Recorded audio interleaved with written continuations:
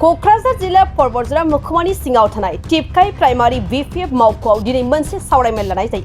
बे सावरायमेलाव आफादगिरिनि बिबान लाना सामलायो प्राइमारिनि दिदोम आफादगिरि अतुल ब्रह्म बिथाङा लोगोसे नेहाथारि अरुण मोसाहारिनि हेफाजाब मददजों गासै टिपकाइ प्राइमारिनि सोद्रोमाफोरखौ लानानै दोलोनि खौसे हाबा मावलांनो गोख्रों सावरायनाय जायो। बे सावरायमेलाव बाहागो लाफैयो CWCनि मिरुनि सोद्रोमा टविन ब्रह्मजों लोगोसे अमर ब्रह्म बिथांमोना आरो गाहाय आलासि महरै बाहागो लाफैयो 1 नं बतझर बियाबनि MCLA मुनमुन ब्रह्म बिथाङा जोंनि खौरांगिरिनि सिगाङाव मा फोरमायखो फै जों खोनासंनि। दिनै बिपिएफ राजखान्थि जिल्ला नैबे टिपकाइनि मोनसे बिपिएफ मावख'आवहाय दिनै सावरायमेल लादों, मा बुंगोन बेखौ? जों टिपकाइ प्राइमारि हिसाबै दिनै दलीय सांग्रांथि लाबोनो जोङो बे नेमखौ सांगठनिक दिगखौ शक्तिशाली खालामनो थाखाय मोनफ्रोमबो गामिनि रायजो राजाफ्रा ज'यै फैनानै जोंनि दलखौ मजबुत खालामनायनि बयबो लाहार फाहार लादों। जोबोद मोजां, टिपकाइ प्राइमारिया बिराद स्ट्रङै खामानि मावगासिनो दं बतझराव। बिपिएफ हिसाबै जों जेब्लायबो रायजोनि खामानि मावग्रा हान्जा, जोंखौ बयनिख्रुइबो बांसिन रायजोनि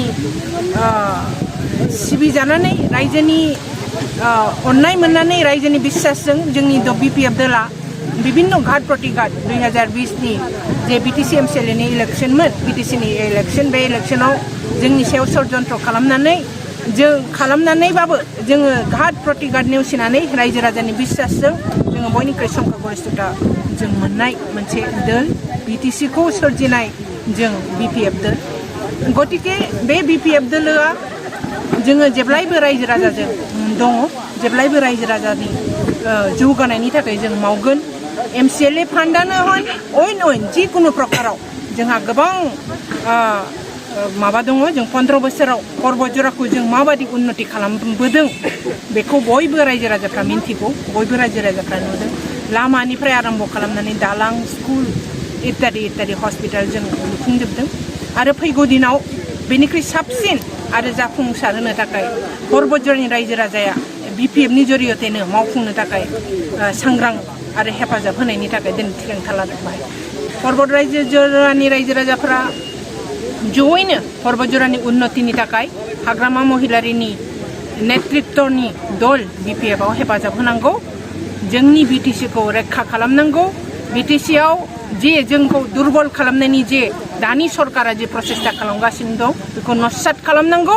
हाग्रामा महिलारिखौ थिसननानै बतझरायाव आरोबाव साबसिननिफ्राय हामसिन उन्नति खालामनांगौ, बेखौ आङो खावलायो। बङाइगाव साफागुरि र'डआव थानाय मेगना हुन्डाइ श'रुमा लानानै फैदों नोंथांमोननि सेराव फुजानि स्पेशेल अफार। ग्रेन्ड i10, नियस, i20, N-लाइन, अरा, भेरना, आल्काजार बेफोर समायना गारिफोर फुजानि स्पेशेल अफारा फैगौ 30 सेप्तेम्बरसिम थागोन। 50,000सिम गारि लानानै गारि अफार नोंथाङा मोनफुंनो हागोन। अब्ला मानोथो गोबाव खालामनो, थाबैनो नोंथाङा बङाइगाव साफागुरि र'ड एबा लामा सेराव थानाय मेगना हुन्डाइ श'रुमाव नोंथांनि फसायनाय गारिखौ लाहैदो।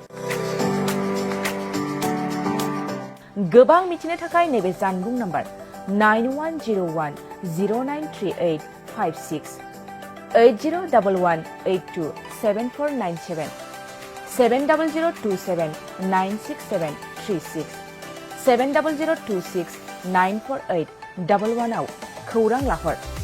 मेगना हुन्डाइ श'रुम बङाइगाव साफागुरि र'ड।